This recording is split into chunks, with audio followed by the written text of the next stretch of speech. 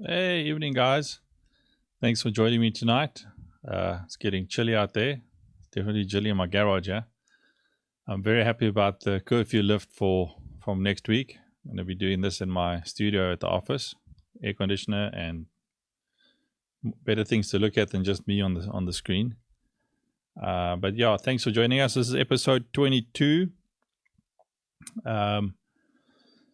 And yeah, tonight's just me by myself again, like it is every Tuesday night. We've got a good topic tonight.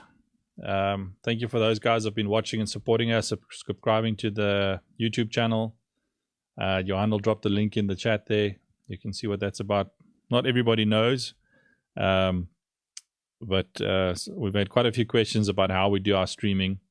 I have covered it before. There is, on one of the episodes, I've got a camera set up showing me from behind with all the different bits and pieces that I've got here. It's been pretty constant. That specific episode, I was actually using the MB88 from Shure. But generally, my setup is we're running through OBS, which is on Mac. Got a Mac Pro setup. I'm using an iPhone 11 as a camera, going into the Mac via Epoch Cam. And then I've got the videos and stuff that you see and all the artwork and stuff Johan preps for us. I just put it together. It's like building Legos. It's easy when you got instructions. My microphone here for the last couple of weeks, ND441, going into a little Yamaha mixer just to get some preamp control and a high pass filter. OBS has got some filters and things in for compression and everything that you're hearing, but it doesn't have an EQ function or a high pass filter in it. So I'm doing that through the console. And then going into a Tascam US4 4x4, which is the first time tonight. We used it on Friday. It's on loan from Waldemar. Thank you for that, guys. It's nice because it works with the iOS devices. So when we shoot from our office, like we did with Marlon on Friday and the week before, we use iPad and we use Switcher, which is a different software. And that also needs an interface. So the Tascam US range works great with iOS devices with the USB connector. And I thought, let me bring it here, see what it sounds like tonight. So I'm listening on that, got my headphones plugged into it, going into a line input from the little desk. I got a set of LSR 305s here, which obviously I'm not using now, just to do some mixing stuff when I get bored. And that's it. I've got a nice LED warm white from the front. I've got a little light for the backlight. I've even lit my little display behind me tonight a little bit. You can see a couple of my microphones there, seeing that it was mic week. Hope you guys enjoyed that chat we had with Peter, Marius, and Adrian. I took some notes. It was very cool. There's a message. EP16 is the one where I did the demonstration. So I hope that answers the question I had there. That comes through almost every week from people asking how we're doing the streaming. So I thought, let me just start with that. And then obviously from my side, I send OBS, I send a stream key through to Johan, who sits in Rudderput. And he manages the Facebook side for me, so he takes you live. And he does all the commentary that you see on the SoundGP page while I'm busy talking, because you don't see me typing. He's busy managing that, and as I talk about things, he just drops it in there. So thanks, Johan, for that. Brings us to tonight. Our topic, we put it on there, we talk church. So let me start by saying, talking church, and obviously from a technical perspective, the church environment is getting more and more and more technical by the day almost, with churches and people's expectations growing in terms of deliverables, your congregations, getting used to certain styles of things being delivered to them. But it's not just that, it's also being more effective in your communication. The better your lighting system, the better your camera system, the better your AV system, your projection, your sound, all of that, the better it's set up and utilized, the more effective your communication to a congregation. So whatever the purpose behind the technology that you have in a church, I think that would be priority number one. If it's there to enhance the type of communication you want to deliver to your congregation, that's when you have an effective technical ministry. If you're just buying the latest and greatest because it's cool, that's a different discussion. Some people just jump in 2 feet and they don't really have a purpose for something. But that happens not just in church, it happens everywhere. So even when we spoke about how you buy gear for a rental company, you've got to look at your target market. There's so many things to consider. And in church, it's just even more. You've got to be very responsible with the finances, how money gets spent. And everybody obviously thinks their department needs to be at the top of the pecking order when it comes to budgeting and all that. So do your homework, prepare, and when you do put in budgets and proposals on new equipment, because things do get old and it's not always going to come from the top. But what I mean by that is it's not always the pastor or whoever's in charge of the ministry that's going to think about new technology. It does happen sometimes where a request comes through of, I want to do X, Y, Z. These days, I want to stand with my iPad at the pulpit and play clips from there. That's very possible these days, but your infrastructure has to be be able to manage that from a networking perspective, and a couple of other things. So, but then as systems get older, if you've been diligent with the sound system that you've got, and obviously our focus tonight will be on sound, there does come a time where it needs to get upgraded, where it needs to get enhanced, serviced, tuned, all these different kind of things. And then it comes down to the recognition of which elements do we start with.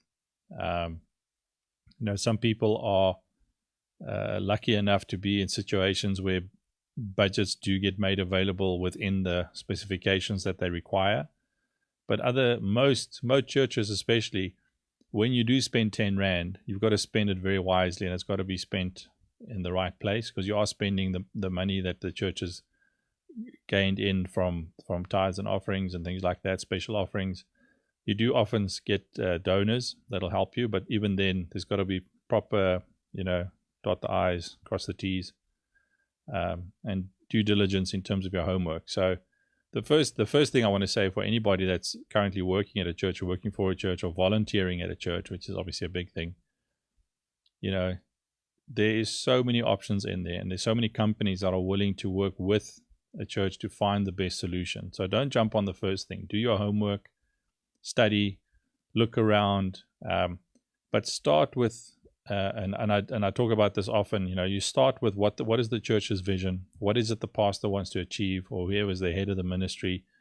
What is their vision? Where do they want to go? What does the music ministry want to do with that vision? What kind of music they do? What is the delivery style of the ministers and the pastors? And then on top of that, what is some of the limitations within the room, whether it be acoustics, whether it be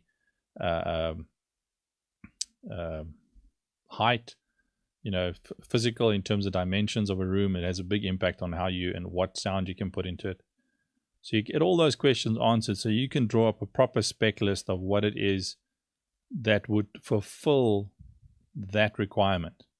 And you need to write it out. You need to write down, spoken word, clear spoken word into every seat. You need to put in there the style of music that you need to represent at a proper level. One thing that gets mistaken in churches often, if you look at the regular spec of PA suppliers, if you don't tell the guys that it's for a church or a worship environment, they will put in a sound system that might be okay for a rock and roll concert. If you talk 5,000 people rock concert, you need a certain sound system to be able to do that. And then when people say, well, this system can do a rock concert easy, that is a consideration, but that can't be the only thing.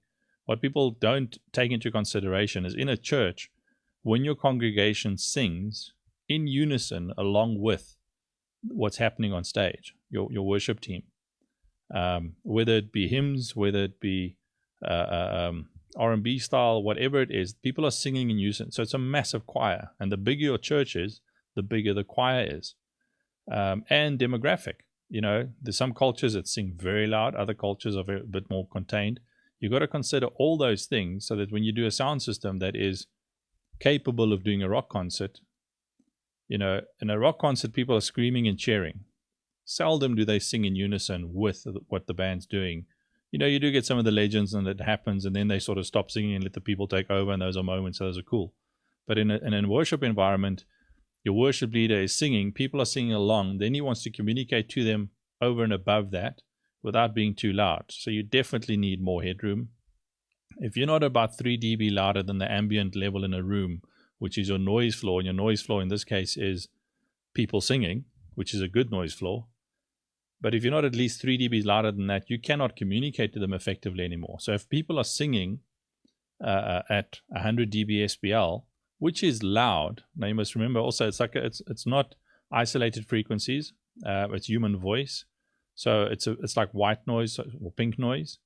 So if you're standing in that crowd, you can hear everybody around you singing, and because it's great, it's like a frog in boiling water. You've come into that environment.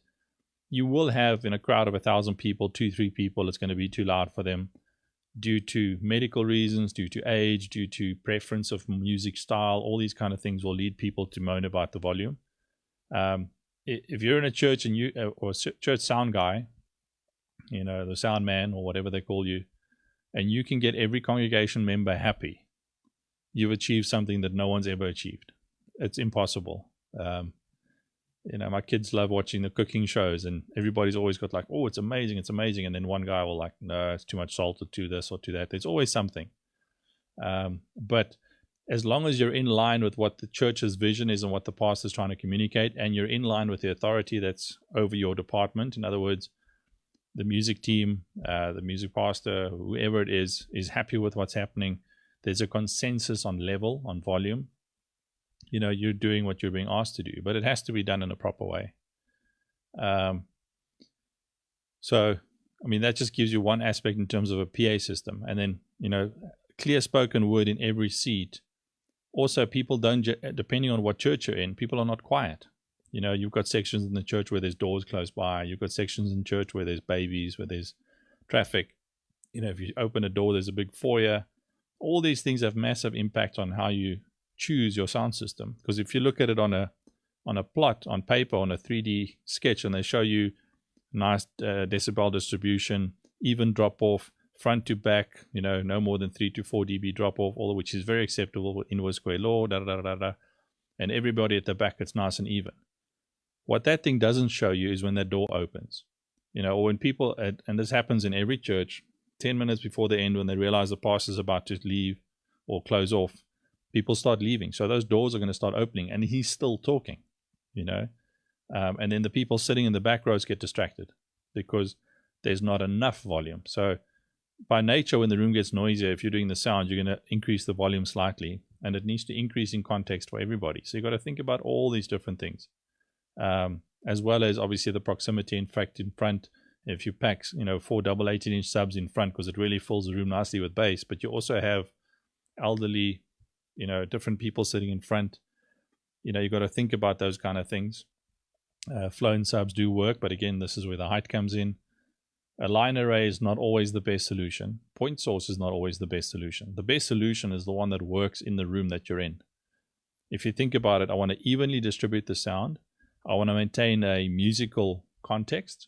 Maintaining a musical context means I need full representation across the frequency spectrum. If we're doing R&B or pop type music, from a genre perspective, there's certain requirements in the frequency range. So the sound system has to be able to do that with headroom. If it can do that, it's almost going to, from a power perspective, going to have no impact on spoken word. Spoken word, the system's going to be idling at 2%. But that 2% needs to be accurate at 75, 80 dB SPL to everybody in the auditorium. Now, that might mean more speakers than what you think you require power-wise. Getting more distribution is a much better solution than going louder, especially in certain contexts. If you're in a square room and you can do a left-right stack, got enough height, it's no issue. You can pull the line up. You can get six speakers aside of any kind of brand. That's tunable with enough discrete channels in that array, and you can get a very even line front to back. But the minute you drop that cluster 2 meters down, you start compromising. Another 2 meters, you start compromising. Or you open up. You go from a square room to a 120-seater or 180-seater or 170-seater or a circle or so many churches that do stadium events want to put the stage in the middle because everybody can get seated better. But that is logistically very complicated to achieve. From a sound perspective, from a coverage perspective, probably the best if we can get height and we can get a structure up to get a PA high enough, because our distribution point is central and we're distributing out. We need to get up enough so we hit the angles of the stadium so our reflections don't come back at the stage. Every stadium's different, blah, blah, blah. That's a whole nother discussion. But church is very much the same thing. If you don't have height, if you're sitting with a 4 or 5 meter high structure of ceiling and your room is 60 meters, or sorry, 60 is long, 40 meters, 45 meters deep, a line array is not necessarily your best choice. Point source and distributed point source from a coverage perspective will be a better solution. But then you bring it back and your music guys get involved and they say, yeah, but that's not sound system, that's not a concert system. You can get a very good solution. You've just got to think about your setup. You might, with these days with DSP units, you can have snapshots within your PA system for music and for speech. So you can have a PA system that's more music driven, and then when the pastor starts talking, you can have it keyed off of a snapshot of the console. The system tunes and follows you for spoken word, where it's different boxes will go to different levels. You can even have it shoot harder to the back, or louder to the front, or whatever you want to do with snapshots. There's so many different options, but it all comes down to discussion. You got to think about it. And that's sound systems. The other thing is, the question that I get a lot is, what's the best sound desk? The one thing that faces churches is turnover of people in control, being volunteers. And a lot of churches are driven off volunteers, and it might be volunteers with some clout. In other words, someone that's been at the church for a long time, they've got some knowledge, they understand what they're doing. They might be on the weekend at the church. During the week, they're actually in the sound or the audio industry, which is great, which means they've got a bit more wider network. It does sometimes mean that there's an affiliation to a certain company. So I would highly suggest that an independent consultant gets at least pulled in from a discussion perspective, just to make sure that and vet everything. Because the last thing you want to do is spend a lot of money, and then there's other finger pointing or backdoor deals or anything that. And I'm not saying it always happens like that, but it's too many, too close of a net. There's so many options out there that you have got to look at everything equally in all directions. So that's just a side note. But volunteers, if you've got volunteers as operators, you can have some really dedicated guys who actually is musical, might be musicians that are helping in the sound team. They can get some really good mixes, but they're not technical. So your technical system is set up, and they can come behind the console and they can mix. So you need a console that's user friendly, that you can train guys up quickly. These days, almost everything is digital, but this used to go in the analog world as well. Certain things were locked away. Certain things are available. The console, there were some notes about the console and don't touch areas, and you can touch over here. But there's definitely ways to train up guys and keep it going,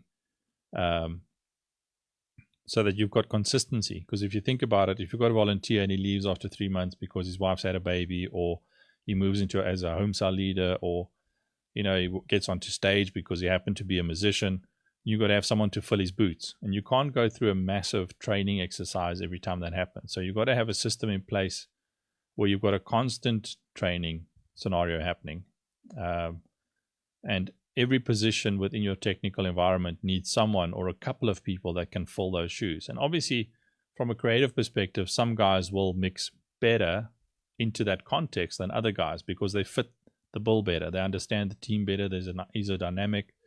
I always say, sound guys, the guy that has more people liking his mix than anybody else's is the guy that gets more work. If you're a popular engineer, it just means more people like what you do than people that don't like what you do. And it's the same thing in the church environment. Only thing in the church environment that stinks is the fact that you're a volunteer, so no one talks to you directly, which I think is a very bad thing. Your heart's right, you're volunteering, shame, we don't want to hurt you, but you're useless. I'll say it like it is now. And when I say useless, I'm talking about at a specific thing. You get some guys that are technical up to the Kahoot. They can put any system together, take it apart, and I think that's great. You need a guy like that. But if he can't hear properly, he shouldn't be the guy mixing. And vice versa. If you've got a guy that's mixing and he's doing a great job, it sounds great, that's not the guy that you're going to ask to fix your PA or to look at fixing something or have something repaired or tune something, because that's not his skill set. Just because a guy's a great piano player, and the drummer has got a sore leg, you don't say, well, you're a musician, you play drums. Same thing. It's different skill sets, different outcomes, team sport. In a church environment, you do have volunteers, so you've got to be nice to the guys. You've got to do what you can. If you're in the church, if you're in a position of power, your responsibility is training up the guys, training up the leaders, training up the guys operating, and making sure that they're delivering what the church needs them to deliver at the best of their abilities, and finding their strengths. It's your job to find their strengths. If you're a guy that is volunteering at a church and you feel that you're not being optimized or being used properly, you also can't just go throw your toys out the cot. You need to have adult conversations, use your brains, use your wisdom, and try and find out what's happening, because not every scenario is that easy to talk about. So the technicians are tough ones. And then obviously, I mentioned it a little bit now, you're in a team. If you're a sound man or a sound guy at a church, you're sitting in front of a house, you're sitting on monitors or wherever you're involved, the them and us issue comes up a lot. This is something that if you haven't worked in a church and you're in the secular world only, in the secular world, the technical teams and the bands that come in and leave are two separate elements, and you get the guy that comes with the band, you see him as with the band and you treat him as part of the band. And when he wants to do stuff, you don't even argue, because it's his band, it's his thing, leave him alone.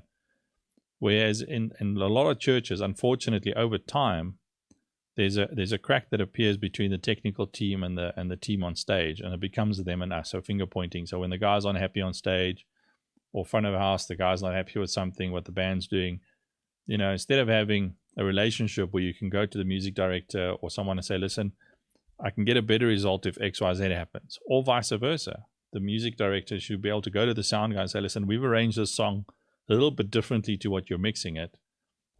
Maybe in this song, rather push the piano a bit more and pull down the pads a bit, because you're producing the song. So, and you shouldn't take offense to that. You should be able to have those conversations. If you're in a church where that happens, wonderful.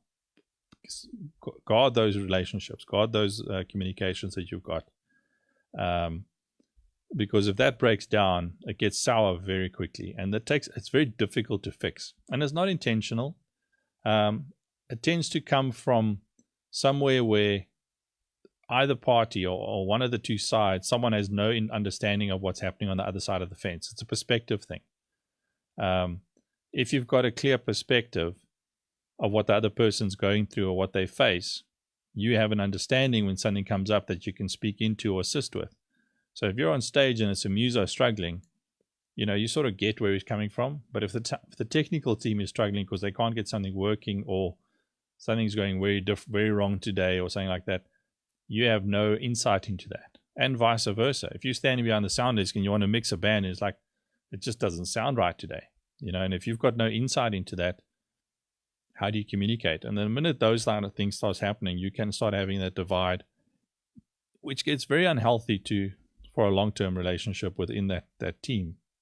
And it is something that you have to consider, and you've got to think about. If you're in a situation where you don't feel it's a single team with a single voice and a single objective, the leaders have to speak to each other to rectify that. Because at the end of the day, when I started speaking, the pastor has a vision for the ministry.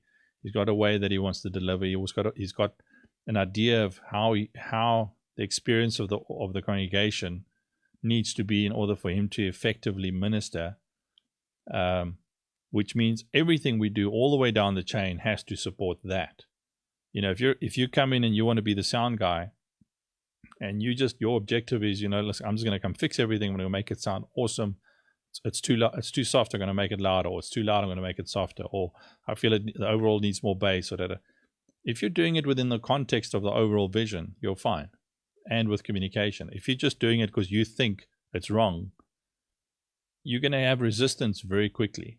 and you're gonna break that divide even more. I bring it back to the band scenario. If you've got a musician that comes in and he wants to play differently to everybody else just because he feels he's right, there's tension that builds, and it doesn't work. So we are part of the same team, so it's very difficult to keep that going if it's unhealthy like that. A lot of questions is, yeah, but they don't listen, or yeah, but I've tried talking to them, and I've tried this, and I've tried that, and I respect that. Sometimes, what we don't get is and it's a perspective thing. If you start laying complaints, it's not necessarily going to fall on very receiving ears off the cuff. What happens is, people, they've got other things that happen. So you bring a request or a suggestion forward or a complaint forward, people are sometimes blindsided by it. Or who are you to bring that problem? Why you sticking your nose where it doesn't belong, and all these kinds of things. So one of the approaches that I've taken over the years is, you see everything, every problem has a solution. So when you present something, you present the solution, So if there's a problem where you're struggling to get the choir heard, or there's a vocalist with bad mic technique, or something, or there's inconsistency between vocalists, or inconsistency within guitarists, because remember, the volunteers that you've got in the sound team is also on stage. Then all you do is you sit down, you look at the schedule, you have a meeting with the music director and say, could we plan maybe in 2 months' time or in a month's time at one of your rehearsal nights, can we plan just half an hour technical, or even better, the beginning of every rehearsal night when everybody's together, just give me 5 minutes for the next month. I want to talk about gain structure on instruments. I want to talk about mic technique between vocalists. I want to talk about continuity or training, because as much as you've got rotation of volunteers within the sound team, you have it on stage as well in a lot of churches. So if there's 5 vocalists and one of them leaves and it gets replaced, the onus, I say, and I've said this before to other teams, is the other 4 vocalists that are there are in the ideal position very quickly when someone new comes in to talk to them about where we stand on stage, how we sing the songs. There's obviously some vocal direction happening in terms of singing, but then one of the elements in there is mic technique. If you see them using it wrong, again, place and time for everything. So before people get on stage, watch us tonight. Look how we hold the mics. Look where we stand. If you're using in-ears, if you used in-ears before, you haven't used in-ears before. If you're using wedges, volume, mix, all these kind of technical do's and don'ts that we go through. You do have that in one conversation. That person fits in so quickly. And then also, you might find out if they have used something before, they might contribute something. But it has to be a team effort. And it's something that's overlooked, and the value of that is overlooked. So a lot of sound guys do have solutions to a lot of the challenges they face, but they don't feel they have a voice, or they don't feel they have the place to speak. If you're a 20-year-old, you've got to earn your stripes. And I'm not saying you don't know, but there's a wisdom that needs to come in where you need to have a very specific conversation. You need to do your homework even better. You need to make sure that everything that's expected of you is being delivered 110%. Because if you want to bring up a challenge that's happening on stage by mic technique, for example, but you're late, things are different every Sunday because you're not managing your scenes properly, your stage is untidy, your cabling is not working, anything that's not in place on your side is going to be used against you. So do everything at 100%, 10%, show that you're there, show that you're committed, contribute to the band in as many ways you can. Make sure that you've got a right attitude, you're smiling, you're in context of what's happening, you're not distracted, you're not on your phone, all these kinds of things. And then when you bring something to the table, you'd be surprised how receptive people are to listening to you, because if you're doing everything I've just said, you are part of the team. You're not isolated yourself. You're not pushed yourself aside. If you happen to be 16 years old, you're going to have to work at 150%. And that is not easy. You get a lot of these days with the technology available to us. There's some young guys out there who are extremely capable, but what gets in their way is themselves. Because they are so capable, they'll join a team, and then in their heads, they're better than the guy that's on the sound desk at the moment. And technically, probably. Creatively, probably. Attitude-wise, nope. Not, especially not if they're thinking like that. You can learn something from everybody. The most important thing in the church environment is continuity of the service flow. It's like running a small little corporate. So the flow of the service, how you go between segments, planning your volume levels in and out of worship sessions, into prayer, into preaching, out of preaching. There's all these kind of things that you need to preempt. And that flow, it's nothing creative about it. It's a technical flow that you got to get right so that you don't become a distraction to the people. And if you can be creative if you want to be, you need to learn how that flow works. If they change something, where to find something, so the workflow that's in there. And just keep learning, and your opportunity will come. And sometimes you bring a solution to the table, and if you have a relationship with whoever's in charge with you, and you bring a solution and they put it down, and in your mind they're putting it down, but in their mind they're hearing what you're saying. You have a production conversation. They say we feel it's not the right time, or let's do it a little bit differently, or let's do it X, Y, Z. And in other words, they don't take your suggestion. That is when your true test comes in. Because if you walk away from that meeting, you might feel let down. That's human. But if you walk away upset, and it affects the way that you approach the team or that person again, I'm sorry, but you need to really consider, sorting yourself out before you get back into that environment, because that's where the immaturity thing comes from, or the lack of maturity. So I know I'm getting quite deep tonight, and the one question I wrote here for myself is, why church? And church is a different animal where, in the secular field, people coming to a concert, they pay money, they walk in, they've got an expectation, deliver expectation, they leave. And obviously, you're only as good as your last gig. So if there's a problem with the sound, it's on social media, it's everywhere, everybody moans. Every now and again, you've got a guy that screams or throws a beer bottle at the sound guy, or gets disgruntled, goes to management, it doesn't sound good. Now in church, you have exactly the same stuff, but what happens is people are polite about it. And a polite insult sometimes hurts more than an impolite insult. So you've got to be part of the team. It's Sunday after Sunday after people give their tithe, they give their offering, they come and sit and they listen. They're coming to church to worship as a congregation. So it's not your turn to play. It's not your turn to show off your skill. It's not your turn to do anything. You do what the church needs first, and if you do it well, there will be a good environment. There will be good sound. There will be good presentation, from lighting, from AV, from all that, because everybody's working on the same outcome. And people's going to moan it's too loud. People are going to moan there's a light in my eyes. People are going to moan screens are too bright, or the font is too small, or, and being the sound guy, you're often the one that gets asked about the font, or the mother's room, or the price of the CDs, or, where the toilets are. It's just funny, because if you're in a church, in the sound box or a sound area or a control area, you're seen as someone in authority, because you obviously must know everything. You know what? When those questions come, smile and answer them. If you don't know, then just smile. I don't know, but maybe just ask one of the ushers. Or I don't know, there's a deacon over there. Or after the service, ask one of the pastors. Just be polite about it. The most common thing that happens is people that come and complain it's too loud. It's happened to me, I don't even know how many times over the years. And it catches you off guard, because everybody seems like they're in the moment. It's going well. You're feeling good. It's sounding good. And then someone comes and says it's too loud.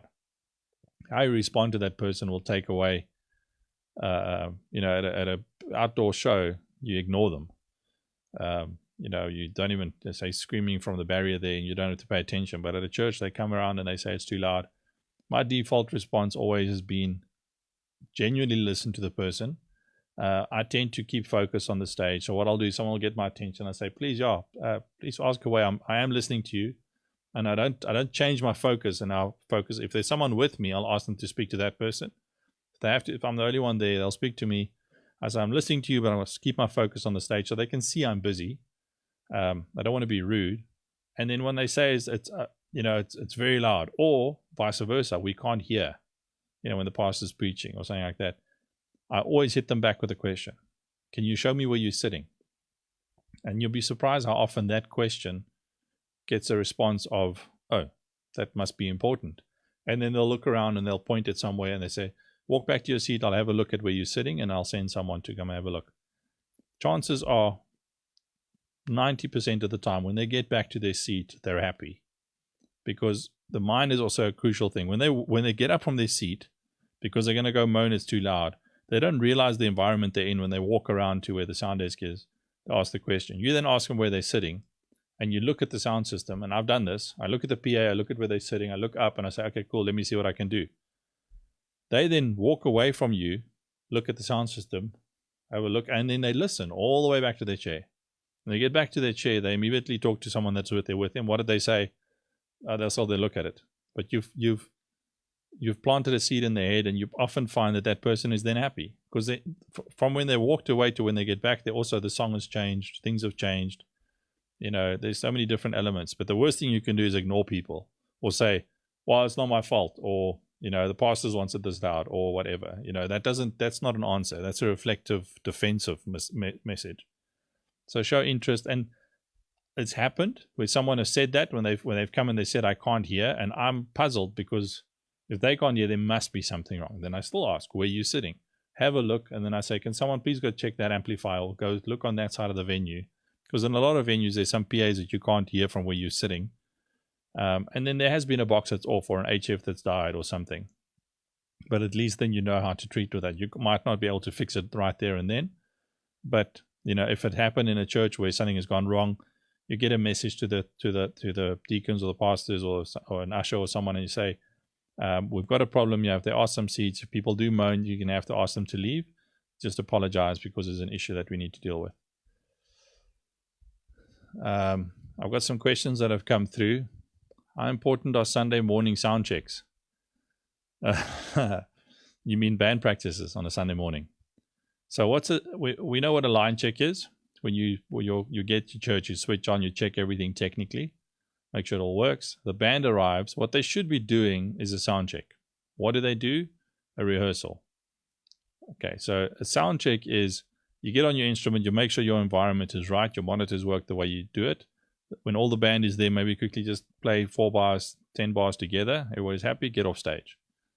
What ends up happening is a lot of churches do new songs, and they want to do 2, 3, 4 songs as a sound check. Now, if your church doesn't have something in the week, and they plan a sound check or a rehearsal pre-service, that is also your sound check. And a lot of churches, Little Falls does that often, in Randburg.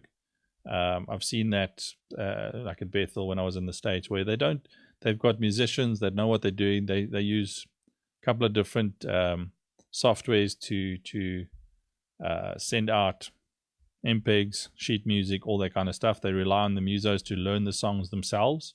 When you come there, we just quickly check that everybody's on the same page, run through the songs, we're happy, we get off stage. So there's two kind of things. But if you have a band practice during the week, a Sunday morning sound check should be a line check and a very quick 5-minute sound check. It shouldn't be more than that, because what happens is your sound that you were happy with when you left on Wednesday night, Thursday night, whenever you were there on Saturday, you were on that stage for an hour and you settled in the mix, and you think, okay, now this is happy. If it can only sound like this tomorrow morning. What's not going to happen is tomorrow morning when you get there, or Sunday morning you get there, it's not going to sound like that. And then the comment is, well, why did you change stuff? What changed is you. You went home. You came from work, so you were tired when you did the band practice. Sunday morning you're fresh. You have coffee. You don't have coffee, whatever. You get there, your ears you've not done anything, or you got two guys that play a gig on a Saturday night, and the guys that don't play a gig on a Saturday night. And they get to church with two different mindsets from an expectation point of view. So it's a very tricky one. So what I tend to tell guys to do is pick 2 or 3 sound check songs. It doesn't have to be, it can be 20-year-old songs, but it's songs that everybody knows backwards. You don't need sheet music for it. You can probably at night when I put a plectrum in your hand and start humming the song, you're still going to start playing it in your sleep. It's a dead simple song that everybody knows. The harmonies are easy for vocals, everything. which means you do that song for a sound check on a Sunday morning, then you can hear, without having to think about the music, you hear your sound. You hear your tones that are coming through to you. You hear all that stuff, and it's a quick way of just settling into your environment. Then you go backstage, you have coffee, you have sandwiches, whatever you need to do. And then when you come out, there's people there. It takes you about half a song of being in the song to get settled into that environment, and then you're happy. So the first half of the first song on a stage, most guys are getting into position, checking their song list, thinking about the song. They're not thinking about the sound. After 2-3 songs, you think about the sound. So now what happens is you come to sound check on a Sunday morning, your ears are messed up or your ears are fresh. You start asking for changes on sound. And it's the worst thing to do because you were happy. Now you get it to a point where you think everything's changed, your mind gets messed up, you're not happy, you ask for changes, you come off stage, you go drink your coffee or eat your sandwiches, thinking, oh man, there's going to be a horrible service. You get on stage and then that's in your head, and you're not happy with the levels, or vice versa. You do a sound check, you go backstage, you listen to the songs on your earphones now or whatever, you come back on stage and halfway through the first song, you're like, why can't I hear the guitar now? Why can't I hear piano? And now the click is louder, the click softer. Because what's happened is that little sound check that you do pre-service doesn't have the intensity that you had during band practice in the last half an hour, and doesn't have the intensity of the service. So that's why I'm saying that to do it on a Sunday morning, you need to be very brave, and if it's planned, it's planned. But then you generally, when it's planned like that, you have more skilled musicians or technically skilled musicians that can work in that way, and then they settle a lot quicker. But if you work with volunteers and guys that don't know, you actually shoot yourself in the foot. So when people ask what changed, you changed. But again, we're back to the 110%. You make sure that is the reason. So next question. Could you give us a few keys for getting an effective sound check done on a Sunday without turning into a... Sorry, Wesley, I just answered that question. I can go on about this for hours. And when I do workshop with churches, this is one of my main subjects. I talk about communication and structure and how it impacts, and the perspective thing I spoke about earlier. My general, just to give you an idea, when I get asked to do come and do a sound workshop at a church on a Saturday, what do you need? I say, well, can I have the sound guys there at 9 o'clock? And then we'll do lunch at 12, and at 1 o'clock, the whole band as well. Oh, so do you want the band to play for the sound training? I said, no, it's one team. We start with the technical guys, the band joins in, and the first hour after the lunch, we speak about sound checks, we speak about communication, perspectives, all these kind of things. Because what happens is you then get guys on stage, you got the little vocal posse that's always moaning about the drummer doesn't respect anybody, he just plays as loud as he wants to. Or the guitarist X, or this or that or this, or the one vocalist is just always louder than everybody else and no one has the guts to tell them because you don't have communication. So the same thing that happens between the sound guys and the band team happens in the band as well, especially when you have wedges. In-ears doesn't fix all that. In-ears actually makes it worse when you don't have education. In-ear monitoring definitely needs a lot more education than people think. The worst thing a musician can do on a Sunday morning or at a church on in-ears is have a full mix if they don't have time with the sound guy and when there's not a lot of discussion and relationship. I work with a lot of bands, gospel bands, where in-ears is a standard, and these days you need click for timing, you need something to key off, you need to be able to hear yourself and then hear who's ever leading and your MD. That's it. You might still have 6 other musicians on stage and all that, but you don't need that to do your job. It's nice, if there's time, and I'm not saying don't do it, but that'll be the one thing that breaks the back of the donkey. If you try and get a sound guy to do 12 independent full mixes for everybody, because everybody says, no, just give me a full mix. But that's like saying, I don't even know. It's so bizarre. I can't even compare that with anybody, with anything. When I've had someone that said that to me, I then, when they say that, I then go and ask more questions. And if I've got an iPad or something for monitoring, I'll go and stand with them and I'll work through the rehearsal with them. And I try and get an understanding while I'm listening to what they're listening to. So I get into their head of what do they say when they need a full mix. And then halfway through a full mix, and they're happy, It's not a full mix. There's a lot in there. It's in a certain way, but it's not a full mix. It's different. It's a monitor mix, and it's something to help you anchor yourself. So, I mean, we can go hours with this, but we don't have that much time. What are the trends in house of worship sector apart from the most common ones such as live streaming, VODs, etc.? Trends? Not sure I follow what you're asking about. Trends from a technical perspective these days is lighting and LED. They're going more production orientated. Sound systems have been growing since sort of the late 80s, early 90s into the 2000s. Sound obviously became very important. And then with the advent of the new LED technology and projectors were expensive. And with LED that came in and the control software getting cheaper, the use of, proper graphics and all that has become more and more easier and accessible. And bring that together with lighting. You're building a proper package, and then from a streaming perspective, that's just, if your package is right, it's very easy to stream a good quality package because you've got the right content. Polite, very true, sir. You're dying inside more often. Yeah, unfortunately, the thing about, if someone's working for you and they mess up, if you've got a young sound guy or an old sound guy or any sound guy that's doing something wrong, and he's working and he's being paid to do it, you can tell him you're doing it wrong, and he might get upset with you, all that, but he's not going to take offense often.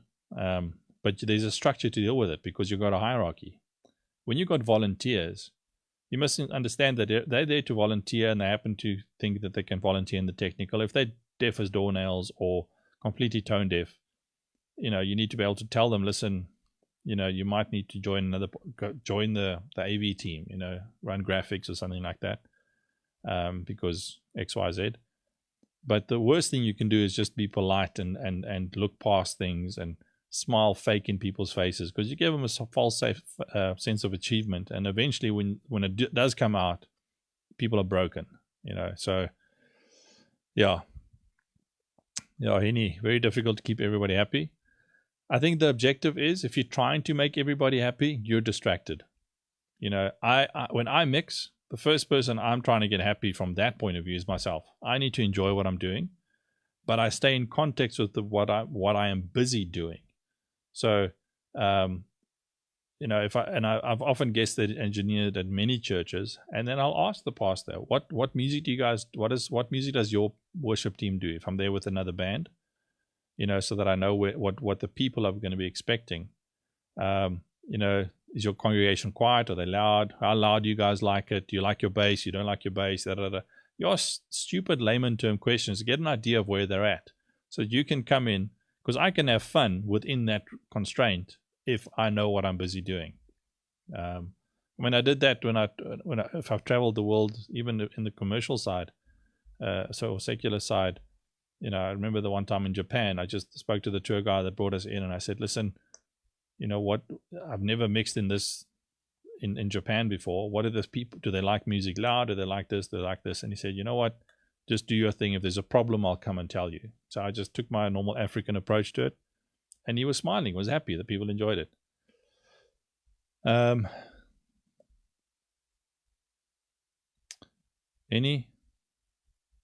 Stop it.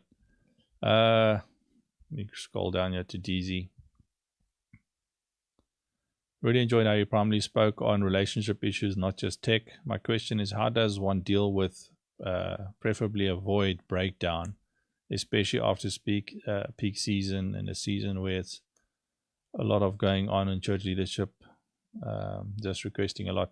Look, time management is time management. And like I said earlier on, if you don't have enough people, you're going to burn out. And I've seen, for me, it's the funniest things. We in the production industry will go from 6 gigs, and it's a mindset thing as well. You'll do 4 gigs on a weekend with no sleep, come on Monday morning and laugh about it. At a church, you do a Friday, Saturday, Sunday evening in the same environment where there's no re-rig other maybe about a bit on the stage, and then on Monday people moan because they can't have the day off. Now, granted, you've taken away from the family and all that, but in our industry, production industry, that's a norm. So what happens is other ministries and other teams that are voluntary based, you need to give them their time because they are volunteering outside of their technical environment. So if you're a lawyer or a doctor and you volunteer on the weekend at a church, that's now private time and family time that's gone. So you've got to make space for that. You've got to give people time and rotate them. So if you're at a church environment and there's only 4 people and it's the same 4 people all the time, something's going to go wrong. So something I learned from my dad many years ago, and I've said it to I don't know how many people. If you're not working yourself out of a job, you're doing something wrong, which means you're not training and you're not passing on your skill set. If you're the guy doing front of house and nothing can start because you're always the guy doing front of house, and then because you've been there for 10 years, you also know how the projectors work, you know where the lighting switch is, you know what's wrong with the electrics, you know how to fix the sustain pedal on the piano, you blah, blah, blah. You just know everything, but you're the front of house guy. You're digging your own grave. That shouldn't be the case. If you're that good, you should have passed on the skill and stepped away from operating at any point and just be available to go everywhere and fix it. You'll become a manager, production manager. A lot of production managers in this country are retired front of house guys. And when I say retired, the guys that have moved further and become more involved in full production than just sitting behind the sound desk. Because at some point, you've got to be able to walk away from the desk. I've done that. I do gigs now where I'll put other guys on the consoles because I know I'm going to have to be running, or I get someone to come and sit with me if I really want to do the sound, or the client wants me to do the sound. I'll get someone else that if I have to run, they can take over. Or I can send them to run or something. But you got to manage your situation well. But it is a thing to look at, that burnout thing. Sometimes you start a church service and everything sounds okay. In the middle of the service, it starts to sound bad. During the second service, things sound fine. And that power fault or bad mixing. So a church environment, what happens is if you have an 8 o'clock service at a church and a 10 o'clock service at a church, almost by nature, the 10 o'clock service will always feel and sound better because of a lot of the stuff that I've just said. 8 o'clock service is your early risers. A lot of times older people. Don't matter what demographic you are, what doctrine you are. The older people come to church earlier. They come from quiet environments. It's quiet. So then they come into church. You can't start that song. And I've had this conversation with a lot of worship leaders where they've got this exciting song that they've been working on, which is a real banger. And 8 o'clock in the morning, it's the wrong song to start with from a sound perspective, because I'm trying to ease in these people without giving them heart attacks and getting blamed for everything. So the room might be half full at the start of the service. I can't just be full tilt. I've got to pull back, and then the energy is not there from a PA perspective, then the band feels it. But if you have the discussion that tells people when I start, so some churches have prayer before services on a microphone with maybe a musician playing. I tend to, when that happens, I'll start the prayer, and if I know there's 2 minutes left before the service starts, I'm making the prayer louder and louder and louder and louder and louder.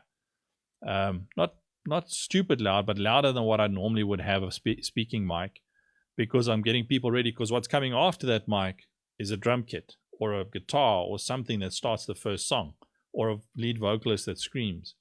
So I'm trying to bridge that gap, but if you go from, quiet instrumental background music to full-on pop track start of a song, good luck to you. It's not a very pleasant place to be in. So what happens is you react as a sound guy, and it's very difficult because you did your whole mix in your prep, either during sound check or and you got a nice blend going, and then the first thing you do is pull down your faders at the first song, so you mess up your own mix. Then you get to the second song that the band doesn't know that well, so the dynamic changes. Garbage in, garbage out. If what you're getting from the band doesn't sit, you can do what you want. You end up being a panel beater. There's not much you can do. And I'm sure every sound guy's had that, whether in the church or not. You try and mix a band and you're sweating, you're trying everything. Then they change songs and you're like, whoa, hands off. What happened? Perfect. Oh, I'm awesome. So all that's happened is the band's gone into a gel state where they all know the song. They don't have to think about it, and it just works. And then the next song, it falls apart again because either one band member doesn't know it, or It just doesn't sit well. Or there's often what happens is a genre clash. So when I say this from a band perspective, because there's so many volunteers on the church stage, if you've got a jazz pianist by nature, that's his default state. And unless there's a strong MD that can unjazz the pianist, he's going to bring that into everything, which also means chord structures. So if you know a song well, you're going to come in and bring some black notes in and play some chord structures in there, which are really cool. But no one else in the band is playing that chord progression. The vocalist definitely isn't singing that chord progression in their harmony structure. So now you've got a band going, and it sounds like the vocalists are out, and then something's weird, and then something's weird, and it's like uncomfortable. Next song might be everybody's back on the same page again. So there's so many different elements that can come into that. But it's a team effort all around. You can mess it up as a sound guy. The band can be gelling completely, and you're the jazz guy. In other words, they're doing an R&B song, and you're an old school jazz head, and you're trying to get a smooth bass going and all this, and that's exactly not what the band is delivering. Then, yeah, you're the problem. So you got to know your genres. You got to know how to approach it. You got to have discussions with the band. Listen to the source music. If the band is sending out MP3s of all the songs that they're rehearsing that they want to play on a Sunday, you need to be listening to those to hear what's in the head of the MD. What's his expectation? Because that's what he wants everybody to listen to. Yeah, let me go down to the next question. Sometimes just I did that one. Some small growing churches want good sound, but they don't have budget. They tend to look at cash crusaders. That is true. Talking to the budget thing, almost every church that has a sound system, one item in that workflow can make a big difference, and it's not always the obvious one. So what I mean by that is, you might be in a scenario where it's a big item like the PA speakers. By just changing out the PA speakers, you can have a massive influence in what the outcome is of your sound system. Sometimes it's the microphone, sometimes it's the sound desk. It's not always everything. Obviously, there's a stepped approach as well. This is why I said talk about solutions. So you put a 5-year plan together. You better make sure that whatever you buy will last more than 5 years. If you're spending money in a church, you've got to have a 10 to 15-year plan.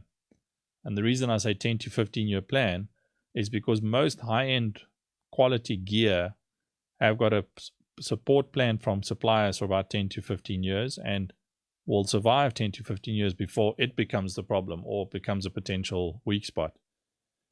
So, but that also only happens when you start doing your history and your homework. If your church doesn't have money to spend, if they've been given 20 grand by someone and they've got nothing, or they've got 20 grand that they're going to spend on PA, Cash Crusaders is not necessarily a bad thing, as long as it's an educated buy. If you go to a music shop, and if you work at a music shop, I love you, but I don't. The worst thing that can happen to a church is being music shopped. Because when you walk into a music shop, the guy that there is a sales guy. Everything that's on the floor there is the best in the world at the best price, cash price. And that's his job. You can't blame him for that. So if you go in there with the mindset of, I want X, Y, Z, and this is about what I need to pay for it, the conversation with that sales guy is completely different. So you can buy from the music shop, but you're leading the conversation. If you go in and say, what do you have? That's like a trigger word for a sales guy. So just do your homework, do your homework, do your homework. If you've got the authority to buy or the position to buy, do your homework, make sure you understand. And, churches have got the fortunate scenario where in this country, the church industry is massive. So all the big suppliers have either deal directly or through trusted smaller companies that they work with churches. And there's a lot of guys out there that's unbiased. If you as a church phone big importers directly yourself and you have a plan of action, so in other words, you've had conversations, you've got your 3-point plan that I spoke about, you can present that. Everything they present back at you, you can nail down against the 3-point plan. In other words, does this get spoken word in every seat? Does this get my music genre? And does this have a lifespan? Backup, guarantee, blah, blah, blah, blah, all these kind of things that you want to put in there. If they can fulfill that, that system's going to work. one of the things that's got to be on your list of things needs to be training, support, serviceability, all these kind of things. Turnaround time. There's a lot of questions. If you're spending a lot of money, which it is these days, answer all the questions.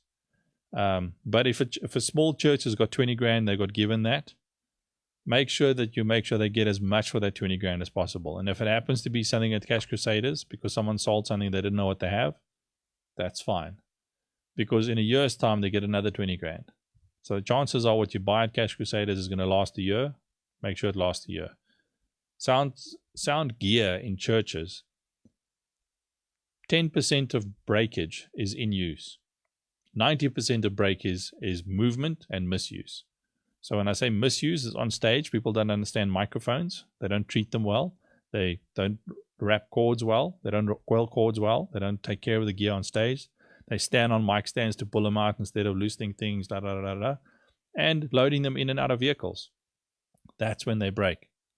This PA, the speaker on a pole, will break when it gets blown, and it's generally something to do with power or just the complete ID10T error.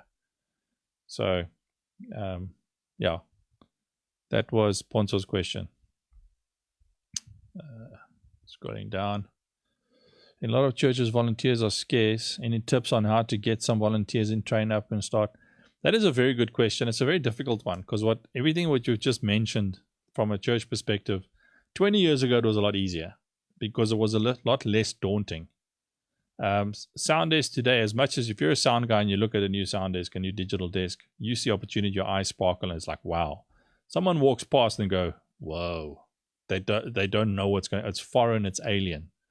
The main public perception of sound gear is still 20 years old, what they see in pictures. They see the new stuff and it looks like spaceships to them. They don't know what's going on there. It's like me looking at a new lighting desk. I have no clue. I did lighting in the 90s, not today. So the first thing is having training. Training sessions is a nice one to start with. So, you don't advertise we need volunteers. You advertise, if we're going to have a technical demonstration day with some training, if you guys feel like you're getting involved, and come see what we're doing. And out of that, you'll probably get more guys than just doing a straight-on volunteer drive because it is scary. So it's a communication thing. It's a difficult thing, and it's something that I've done in the past successfully, but you have to involve the pastors or the leaders because the way they communicate with the people, because people get someone that wants to get involved and then they say, but they don't really know where. So, you can have, instead of you being sent everybody in that scenario because you get sent people that can't do stuff well, you get sent people with potential. And if you give the leadership a list of, I need guys to be able to do X, Y, Z. We need people helping in the children's church. And you get specific. Because just to throw open blanket of volunteers also is a little bit a misnomer. So if you get specific, we need some volunteers on Sunday morning to help us with the technical setups in children's church or in wherever, in the youth section or wherever, or backstage or on cameras. You get very specific in your request. You tend to get more response. And then don't start by putting people on gear, and definitely don't start it on a Sunday. People can volunteer on a Sunday, but if they're going to volunteer on a Sunday, they're going to have to come in on a Saturday first, once or twice, to see what it's about, explain what it's about, so the Sunday is less daunting. Because if someone stands watching you on a Sunday with a little bit of experience of a Saturday meeting, so they know what they're watching on a Sunday, they get involved a lot quicker.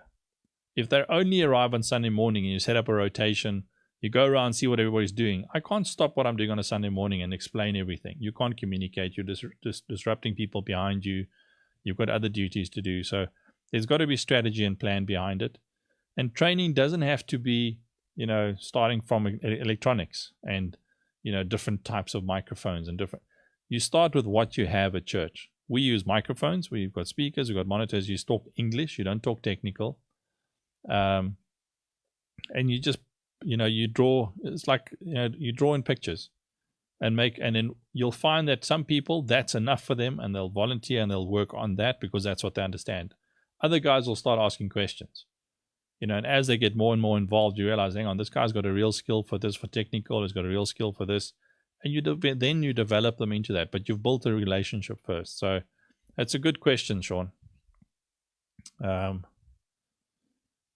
Service equipment regularly, yeah, also true. The one thing you can't do, if you're going to service equipment, make sure you know how to service equipment. If you're spending a lot of money on gear and there's warranties and stuff involved, please don't open stuff. You break your warranties. There's one of the questions when you have your to-do list from a supplier, make sure that what is their policies on repairs, what is their policies on stand-in gear and all these kind of things, so that you know what you're going to be doing.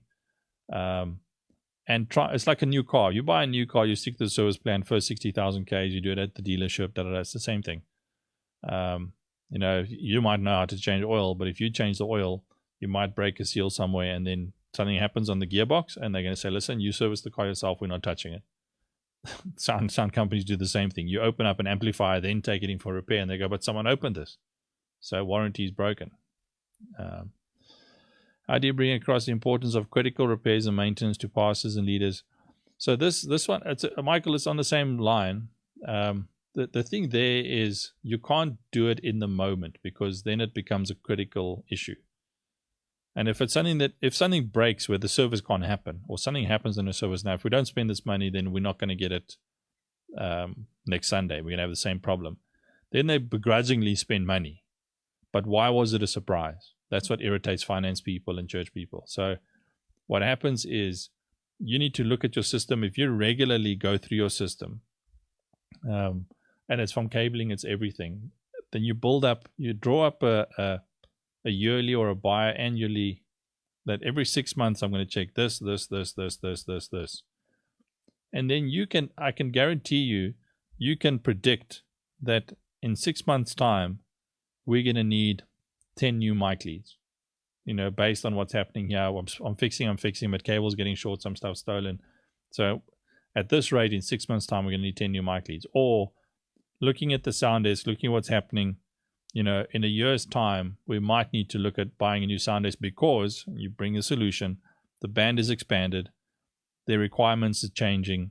There might be a quality thing of age. The brand's not supported anymore. If it breaks now, it's going to be very difficult or almost impossible to repair it, because it's not being supported anymore. So if you're sitting with a desk that's 10, 15 years old, chances of spares quickly is challenging. So you can have this conversation way before they have to spend the money. So again, takes homework, takes research. But if you're there, it's actually not that difficult. You spend one Saturday at a church, go through all this stuff, draw up a plan, give them an idea of what they've got, and then give them a phased approach. If you spend this amount of money, or you bring it back the other way around, where you say, if you guys put away 10 grand a month for the next year, we can, with that 10 grand, we proportion it out, that 5 grand of that every month for the next 10 months is cabling or other consumables or other mic clips, mic stands, whatever it is. They can budget, they can put it in there. It's a manageable amount. You then draw up a sheet, and you make sure that you keep account of that. And after a year, you've got all new mic stands, maybe even some mics, things like that. And everything looks better. And then you just keep that going. And if you've got all that stuff, tell them to keep putting that 10 grand away, because now instead of spending 5 grand a month, we need to look at a sound desk. Is there any chance we can make that 10, 20 for the next 6 months? They go, what? And you say, because then in 6 months' time, we can do that, and it happens like that kind of stuff. So there's, it's not a rule. It all comes back down to communication. Any advice on training pastors and proper use of microphones and handheld lapels? Well, if they're feeling undermined, I don't know if I get that. There's a way of approaching anybody. I mean, if you think about it, if you approach anybody at the right time with respect, they are much more likely to take advice from you or take any kind of input from you. The wrong time is on a Sunday, And again, it's bringing a solution. If you have a recording of something, or there's a lot of guys now are recording and streaming stuff, and if bad mic technique comes across, with noise because of makeup gain and mic technique and then you bring it to the table and you say, based on, if you notice, just watch this clip. That's what I'm talking about. I can give you some advice on how we can fix this. Or if it's a pastor that's got really bad handheld technique, you might have to consider going onto a headset or a lapel mic. If you're in a service where lapel mic can be used, your sound system can handle it. It's your most constant source of sound. Yes, it doesn't have that proximity effect. So you give them a handheld, start the service, put the mic down, preach on the lapel mic. When a crowd is going, you can't grab their attention on the lapel mic that easily because you can't get that loud. So a handheld helps with that. They don't have to stay on it. From my experience, pastors with bad mic technique these days are fewer than what people think. If you happen to be one of the guys with one of those, it's more scarce than you realize because people have gotten used to it. And if you have a traveling pastor and he uses a mic and he's got bad mic technique, it just means that his home church or where he's from, he's either on a lapel or a headset. He's not used to having a handheld. Or it could even be the weight of the handheld or anything like that. So, but again, and using the right microphone takes some of the problems away. If you've got a 58 on a handheld, not the right mic for a speaking mic. You need a capsule that can give you distance, that can give you control. If you're sitting with a Beat 87A or KSM9, or the new 6000 Sennheiser or something like that, where the 935, you can have that mic at your belly button and you still get level because the microphone can give you that if it's set up properly. Obviously, when it comes in, you'll have proximity, so you've got to set up your dynamics properly, but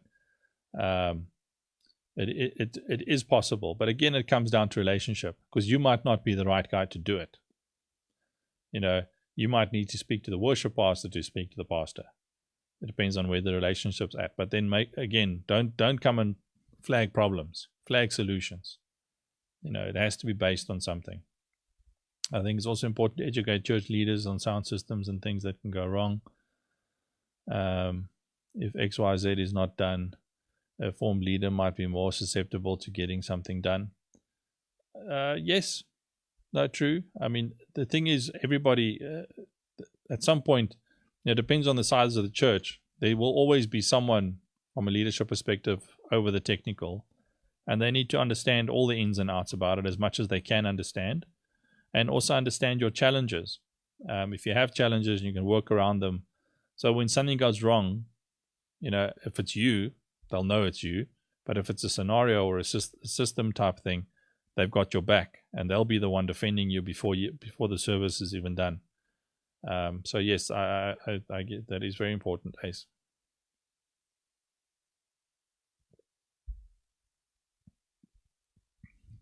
That was the last question for now. So I think there was a definite theme on communication. I think it's probably communication and context. You can't go wrong. There's a book that I found quite a few years ago.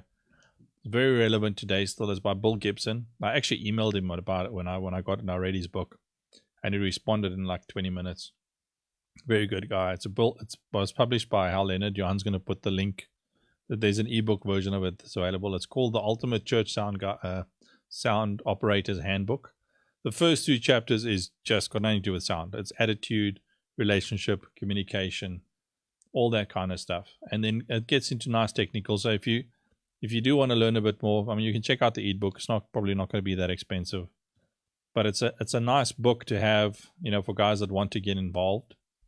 But it just lays out the importance of communication within the right context and understanding why you're there and what you're doing.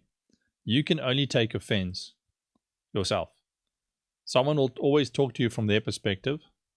They're not seeing your perspective. So if you take offense, the only person you're hurting is going to be yourself. It's very important to understand that. I mean, I use this example, and this is in a church even more applicable. I've got kids, so I've seen the movie Shark Tale, where, I can't remember his name, he goes into the boss's office, the blowfish guy, and he says he's asking for a raise or some more money or something, and he rolls out that scroll and like list of importance all the way down. It's a long scroll, and all the way at the bottom, underneath all the plankton poop, is the sharky dude or whatever his name is. He said, that's where you are on the ladder. So if you're that low down, you can't think you're better than anybody, and you can't. The only way up The only way is up. But it also makes you understand that our primary focus in a church environment is a service scenario. We're there to serve. Whether you're being paid or not, I don't care. If you're at a church and you're volunteering, the guys that have the best relationships often are the guys that aren't getting paid, because they went there because they want to be there. If you're getting paid and you have to be there, it can very quickly turn sour. So it doesn't have to be. If you're getting paid, great. We're all going to make a living. But if you are doing something else where you can volunteer, or you are volunteer, you're there from a servant heart perspective. You understand why you're there. You understand what you're there to do. You understand the context of what you're doing. It's been very difficult to offend you. The minute you're out of context, you can take offense in 2 seconds by the most stupidest thing. A look from the worship leader, someone saying it's too loud, a pastor coming to ask you something. It's whatever. You're there to serve, and if you're in that mindset, no one's going to upset you because you're in the right perspective. So I hope that makes sense. We've had some good discussion points and questions there tonight. Don't know if there's anything else. I don't want to repeat myself. I think if anything, we've identified from a technical perspective, there's quite a few subjects we can take on and really unpack. The sound check one, monitoring on stage, the technical around a band, all that kind of stuff is all really nice discussion points we can have. I don't know if he's watching tonight, but there's a friend of mine that I'm going to send a message to. I'd like to have a discussion with him maybe next Tuesday. So that'll be interesting. He is a pastor at the moment, but we've known each other from way back when he started out. He's a musician, so it'll be nice to have a back and forth conversation there. Let's see if there's another question.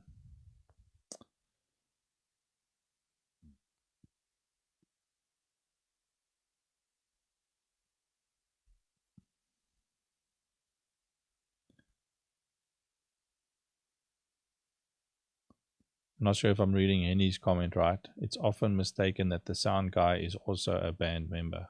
He is. It's not a mistake. He's part of the same team. What are the common sound challenges you've experienced in working in churches? Miscommunication. That is the most common sound problem. Miscommunication results in bad attitudes, bad workflow, offense, bad outcome in sound because you're communicating wrong. So the guy's either too loud or too soft or wrong because there's not been good communication. So you can nail it all down to bad communication, which in turn results in bad structures. What is the best mixing book you can recommend? Oh, I don't know. There's plenty out there. Be more specific. You're talking about what kind of mixing? There's quite a few mixing books out there. The publisher Hal Leonard that I just gave you that did this book. If you just go look at they've got a couple of really good mixing books out that Bill Gibson and a couple of other guys did. So if you look on their website, there's some good books out there.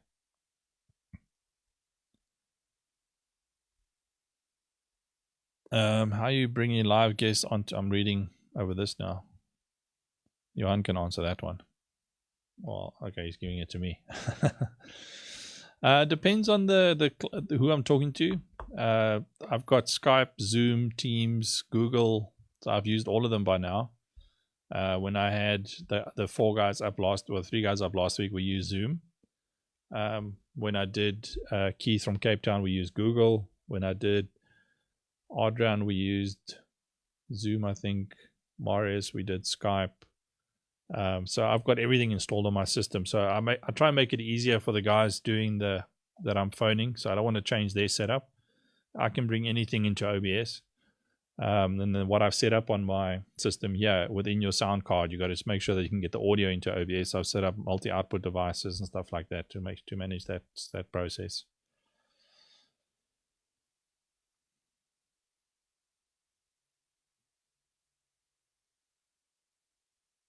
In what circumstances would you say it's best if I leave? Yara, explain.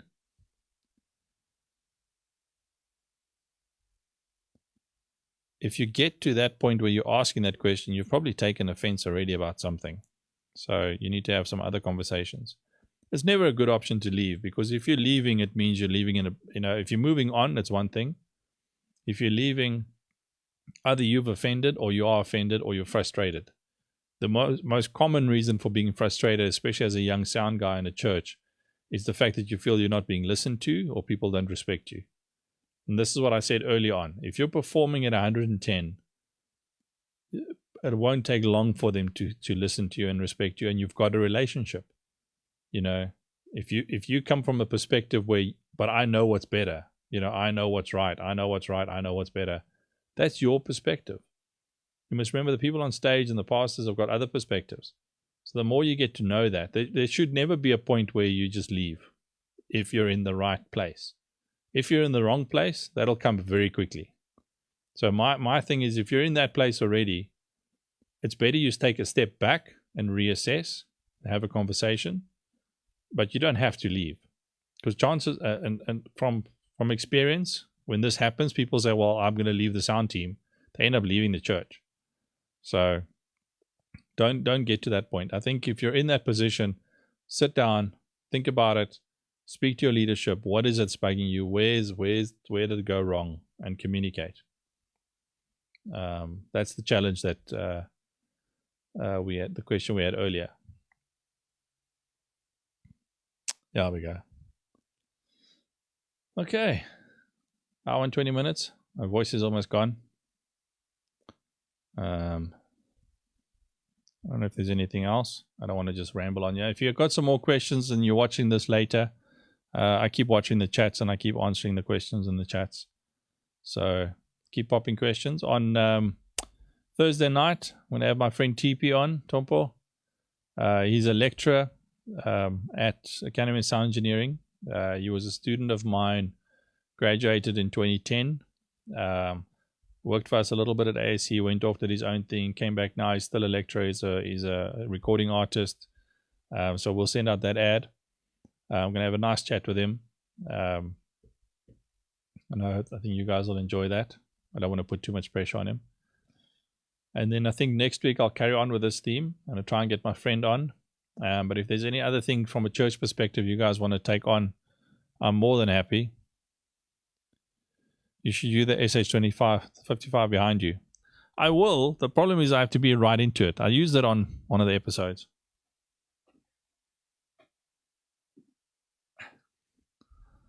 If I use it, I'm going to look like a DJ because it's going to have to be right here the whole night. I'll do that next week.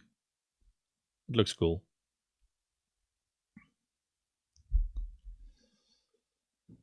Okay. Thanks, guys.